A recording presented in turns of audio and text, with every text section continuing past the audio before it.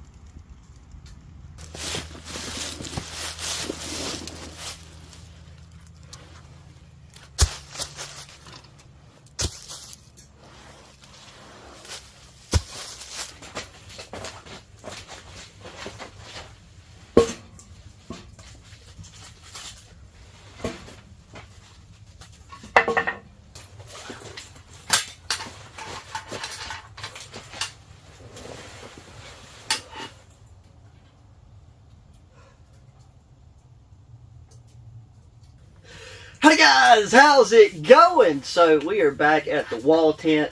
Just got the wood stove cranking, and I'm really excited because tonight is supposed to be the first night we're going to be dipping down into the low 20s. And based off of the way that wood stove cooked me out of here the last time that we used it, those are the temperatures that we need to be seeing in order to fully enjoy this setup. Now, if you've seen the last wall tent video that we did, that was just me coming down here. That was right after my surgery, so I was so congested you couldn't understand what I was saying. But I will explain more of detail. It's probably out of frame right now about this water purification system. And brought those racks down here and brought a load of firewood and set up that canvas tarp to cover it up. Right now, most of what I got I think should fit in there perfectly. I'm going to keep it round because that increases the burn time. That is, as long as it fits. I did forget, out of all things, to bring a hatchet. I'm going to bring a hatchet to keep down here for now. And then depending on the types of wood, the size of wood that I bring, I might bring and leave a splitting maul or more of a forest size axe.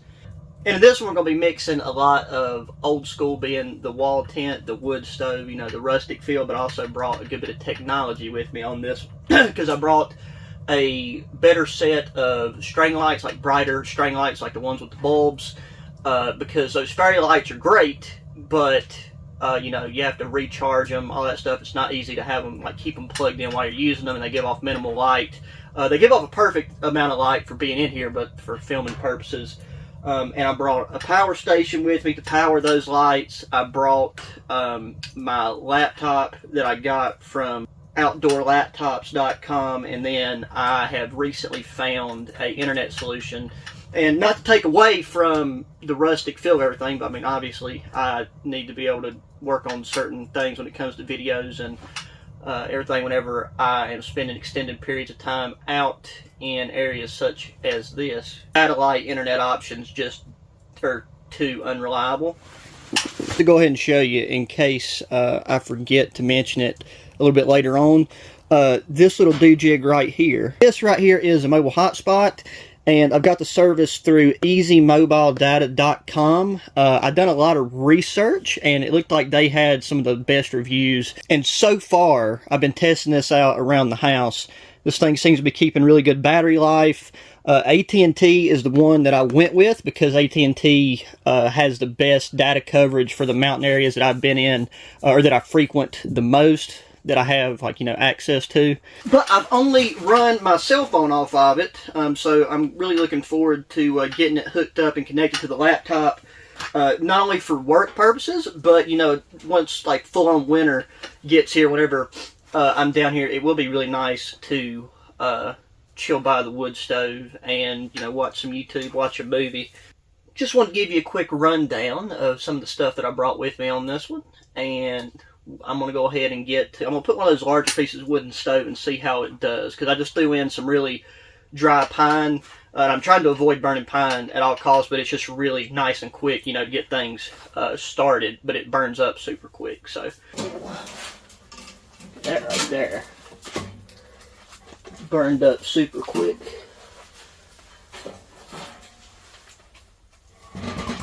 Some of these pieces might be a little bit too big, which is fine. I'll just have to bring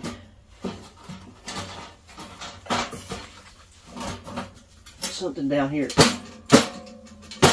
Got a nifty collapsible bellow. In case you're new, I always try to link to the gear and stuff that I use, as long as it is still available on the interwebs.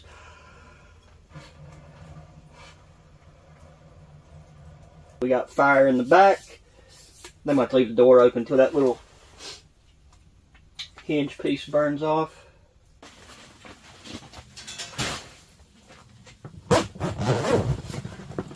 Also brought a queen size wool blanket, because it's easier to regulate your temperature and stuff with a blanket. And I also brought a Woobie just in case that we could slip inside of it.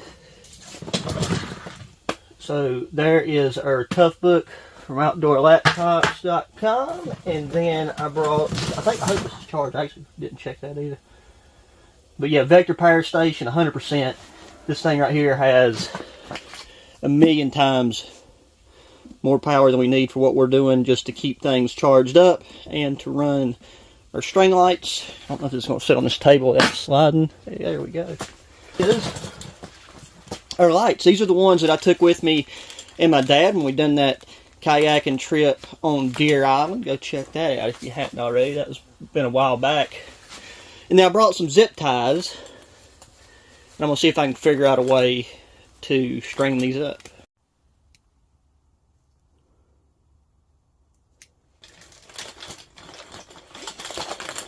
And now some of these are missing the globes, and I still have those. They fell off in the bag that I had them stored in, which isn't the same bag I brought them in. There's some chance of light precipitation today, so that's why I brought that remote airtight dry bag, because it fits perfectly on the back of the four-wheeler. Although the laptop is very, very water resistant. Like, you know, in that one video I demonstrated that by setting it out in the rain for a good bit, and that's what it's designed for. That's why it's an outdoor laptop. But that power station is not waterproof. Like, it does have those covers to cover the outlets, but I don't want to risk it, you know.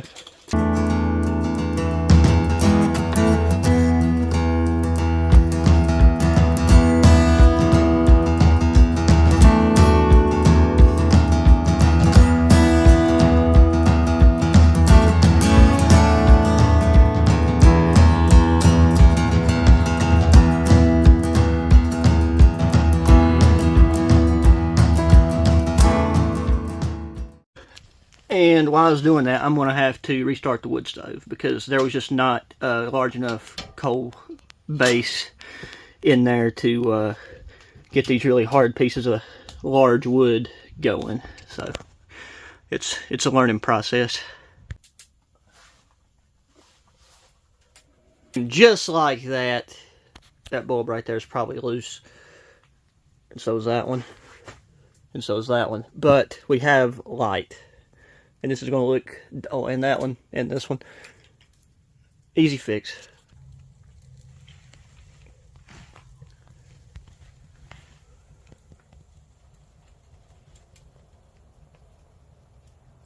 So you might be able to hear we got the stove roaring back to life.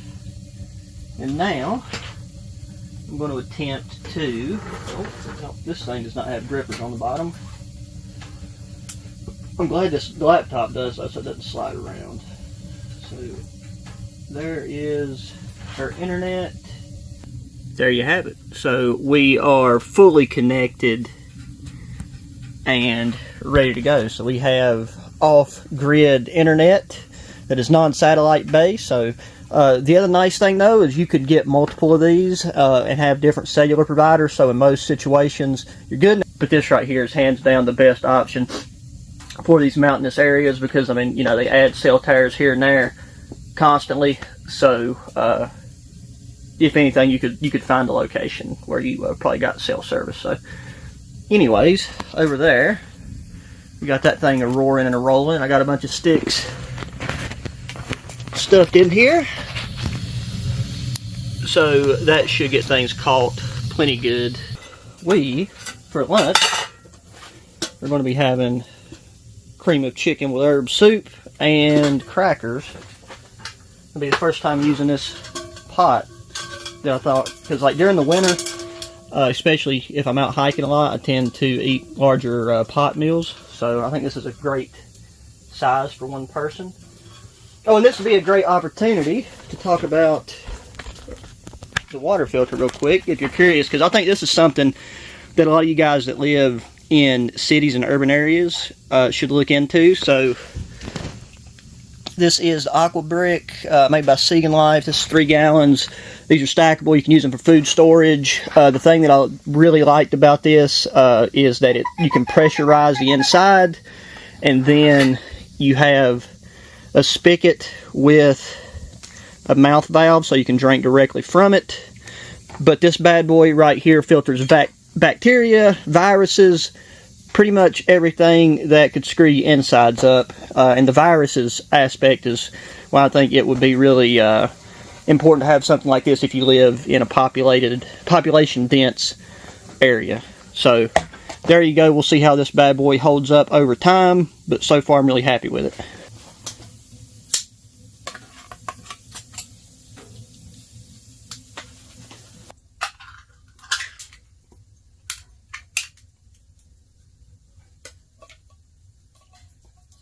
Right here is the cool part. This is pressurized, or it should be. I did drink a good bit out of it, so okay, it's low pressure right now, but you can pump it as you go, or you can pre-pressurize it. You can take and fill this out of a stream or anything, so it's got a wide mouth on it. One thing that I do want to mention too about this pot that I like that you don't always have the fortune of having happen is the lid actually kind of sits down inside the pot so it stays on good and it doesn't, you ain't gotta worry about it just like sliding off.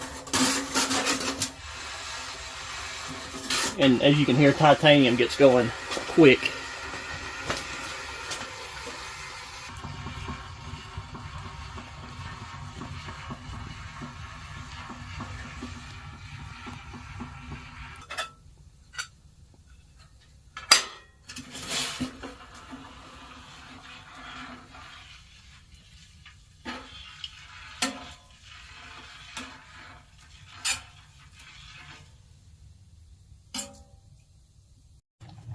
Oh, there we go. We have got a nice boil, which is all we need. We've got our rack over here. We can let that chill out while we get our crackers. And I stuck these in this outside pocket because it really didn't matter if I got beat up and smashed, because that's what we're going to do with them anyways. And I want to try to avoid getting any crumbs in here,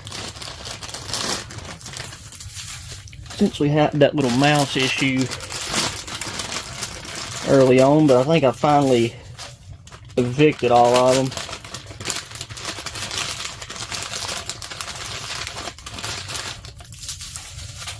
Well, I just ruined that plan.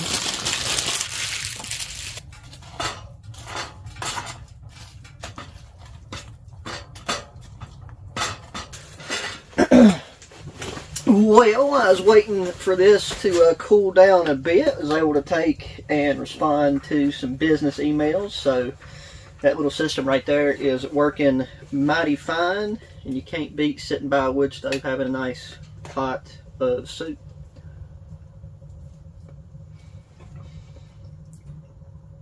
I had planned on cutting up some deer meat and bringing it down here and making a dish with it, but I forgot to set it out and let it thaw. So that's probably what we'll be doing the next time we're out here. I haven't decided if I want to do like a deer stew, or one of my other favorite ways to make deer meat is to take and like cube it up, sear it in a pan, and then dump a bottle of steak sauce in it and let it simmer, thicken up, and kind of makes just like a nice, I mean, it just makes the sauce thicker and kind of absorbs into the deer meat a lot better. And yeah, I forgot that I have a larger knife in that pack from the last time I took it out. It's actually when I got in the battle box, and I've not got to baton anything with it yet. So some of these pieces that aren't extremely large, we're going to go out after I eat and try batoning with that knife, and that way we'll have some split wood that will catch better and help us maintain a coal base, because that's really the biggest thing that I've noticed so far with the wood stove is just needing to maintain right below that grid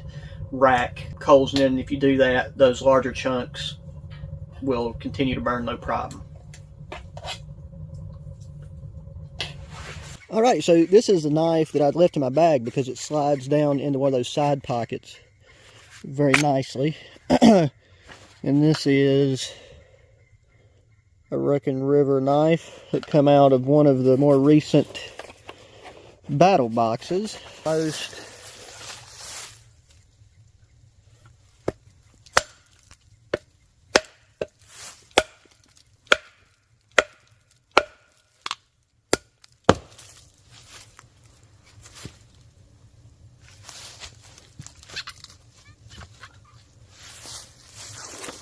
okay, well, that definitely failed the batoning test. Just like 2 whacks in, and the belly of the blade sheared off.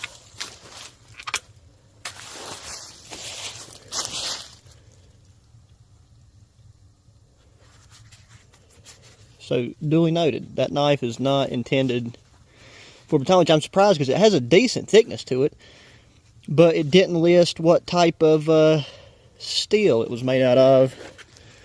You can see there's the belly stuck in there. It's pretty much a goner.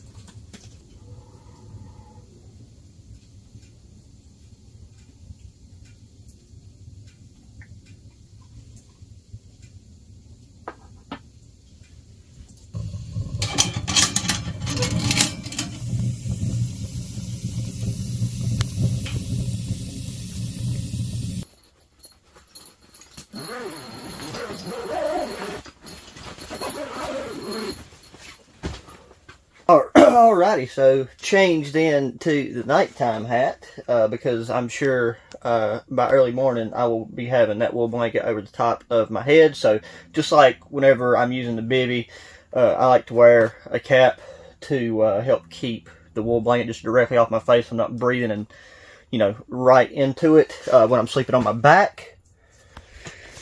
I went ahead and made some food because I had to charge my phone. I let the battery get really low, and then I didn't realize that I needed to charge it. I went ahead and ate, then I went out and just collected a bunch of small sticks so that in the morning we're good to go. I just had one flap of the door closed, and it got just 5 times hotter in here. I don't want to have a roaring fire going. There is a very, steady bed of coals in there right now. This thing is just pumping off heat. I'm probably going to sweat a little bit beforehand. I took and closed that damper a little bit, and like I said, that one is as small as it goes. I could actually probably close that all the way, and it would still get enough oxygen, but burn even slower. But, this is the first time, so we will have to experiment with that. For the power station, I've had the lights going all day, plus charge my phone, and we're just now at 90%. So very pleased with that. And I left this cord long enough that I can pull this power station over here by my bed and, turn the lights on and off. This is the same setup. I have to straighten this wool blanket out. But yeah, Ectos queen size wool blanket, super thick, super warm. If I need to, I can have multiple layers of it wrapped over my body. And the only thing I'm curious about is if I'm going to get any convection or much convection underneath the bottom of the cot. Outside, it's probably like 38 degrees right now, in between 35 38.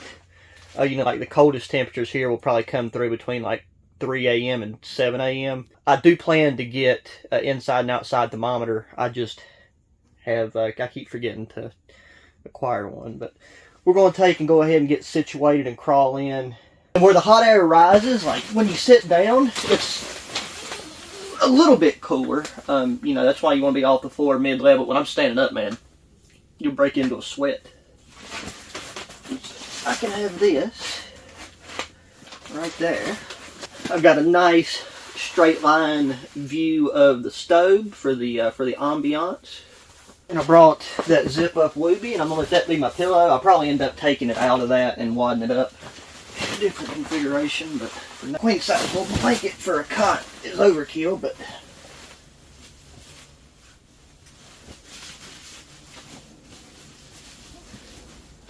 because we've slept out with this one quite a few times. This is the one that got a hole chewed in it by a mouse while we was sleeping in it here in that one camp. But essentially, all of this extra layers on top, and I'll have to wrap my feet. And then, like I said, at some point during the night, I'll probably want to cover my face. But this, my friends, is very comfortable. So, we'll see y'all in the morning.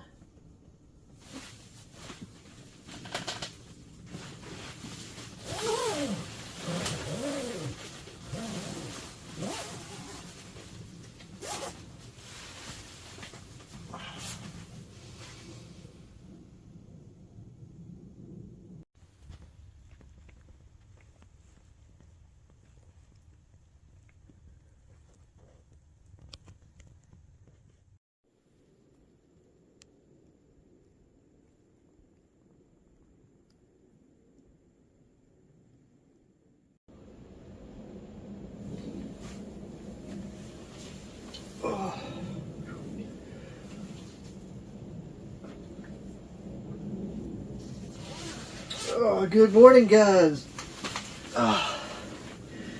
It is definitely pretty cold this morning. It is time to get that wood stove cooking. It is about 7:25, 7:30. The sun is just getting ready to poke over the ridge over that way. And yeah, this right here was actually worked out really well. This wall tent holds heat very well, but I did have to double up on the layers of the wool blanket here on the top, and it was a bit cool on the bottom underneath, convection wise, but not too bad. Like having a layer of this wool underneath. Probably wouldn't have been a bad idea to have brought a fleece layer with me, because I got it to go pee a minute ago.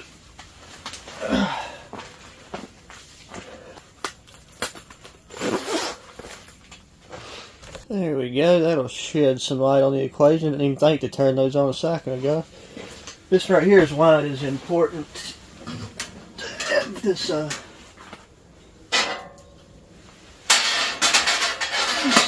smaller sticks and stuff together.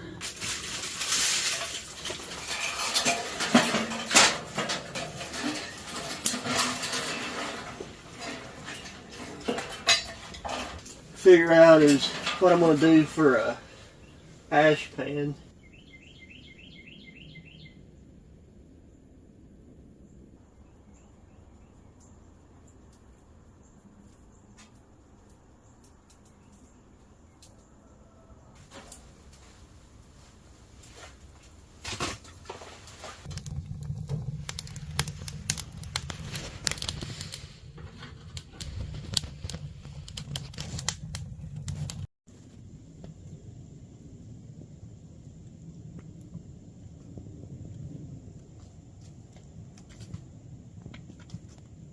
Got the stove cranking red hot this morning, and that has warmed this tent up in probably 15 minutes after getting everything lit. So stove is very efficient for a tent this size. It's actually overkill for a tent this size, but I'll take it.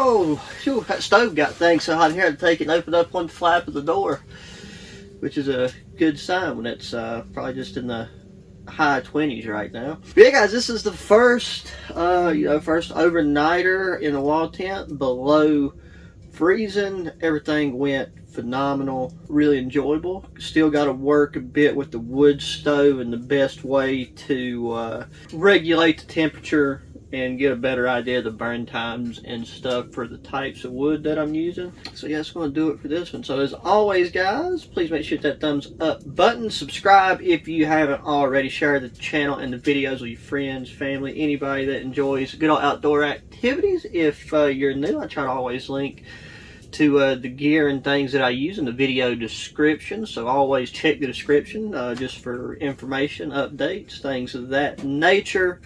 And until the next one, guys, adios.